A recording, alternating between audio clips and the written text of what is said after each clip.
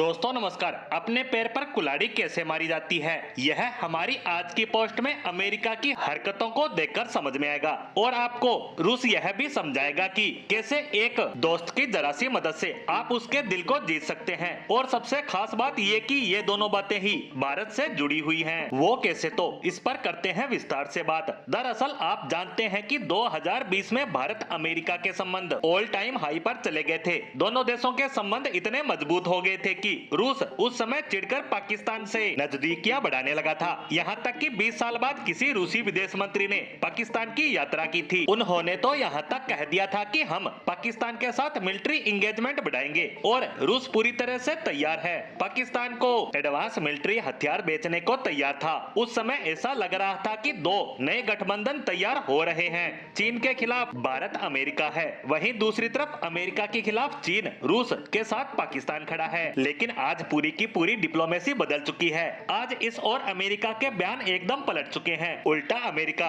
भारत पर इल्जाम लगा रहा है कि भारत कनाडा में उसके आम नागरिकों को मार रहा है। साथ ही अमेरिका में भी ऐसा ही करने के प्रयास किए जा रहे हैं। भारत की खुफिया एजेंसियां हमारे देशों में ऑपरेशन चला रही है और इसमें अमेरिका को साथ मिल रहा है ब्रिटेन की सरकार और मीडिया का, जो भारत पर इल्जाम लगा रहे हैं। इसी वजह से भारत अमेरिका के संबंध कमजोर होते दिख रहे हैं, खासकर कि ऐसे वक्त में जब चीन शक्तिशाली होता जा रहा है, साथ ही अपने सभी पड़ोसियों को परेशान करने में लगा है। जब भारत अमेरिका के संबंध मजबूत होने चाहिए थे, तब अमेरिका संबंध तोड़ता जा रहा है। लेकिन इसी बीच रूस ने कमाल कर दिखाया है। रूस ने अपने बयान से सबको चौंका दिया है। दरअसल रूस के विदेश मंत्रालय ने यह बयान दिया है कि अमेरिका भारत पर जो इल्जाम लगा रहा है वो बेबुनियाद है और अमेरिका को भारत पर इल्जाम लगाने से पहले अपने गिरेबा में झांकना चाहिए। इतना ही नहीं, रूस ने तो यहाँ तक कह दिया कि आप भारत का इतिहास उठाकर देखें, भारत ने कभी किसी देश पर पहला वार नहीं किया। भारत ने वार तभी किया जब उस पर हमला करने की कोशिश की गई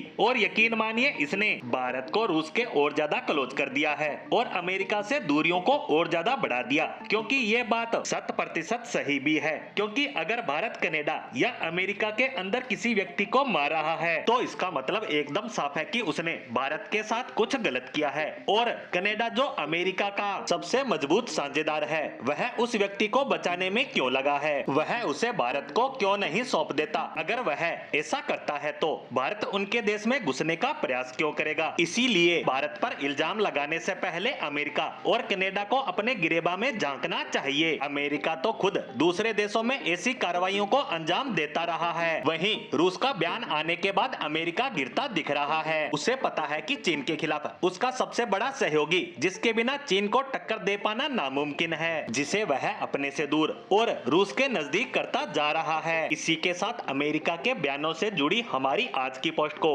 यहीं विराम देते हैं। धन्यवाद।